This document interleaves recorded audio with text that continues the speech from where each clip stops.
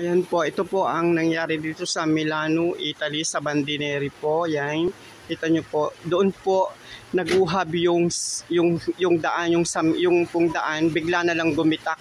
Ako po ay nandoon sa harap. Na pagkalampas ko po, biglang gumitak na lang yung lupa. Tapos lumabas na po yung malakas na tubig. Ayan po, sobra pong lakas ng tubig. Hanggang ngayon po, dire-diretso po.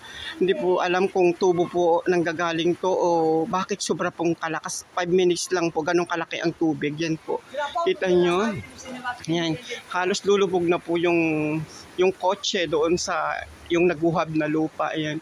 Maraming salamat po sa Panginoon Diyos dahil hindi po ako naabot ng pagitak ng lupa doon. Naglalakad po ako, papunta po ako sa aking customer. Diyos ko po, salamat po Papa Jesus. Ayan po, tinan ninyo yung nangyari. Hanggang ngayon po, andyan. Hindi po ako makapunta sa aking customer. Halos nagmukha na pong ilog itong lugar ng aking customer. Tingnan nyo. Ayan.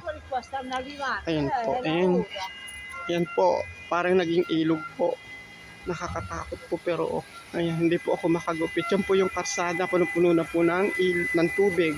Halos umuwi na po sa parang ilog yan. Kaya mag-iingat po tayo. Dito po ito sa Milano, Italy nangyari. Ayan, yung tubig po. Hanggang ngayon po, sobrang lakas po ng tubig. Hanggang ngayon, hindi po tumitigil yung tubig. Ayan. Thanks po Papa Jesus. At hindi niyo po ako pinabayaan. Papa Jesus.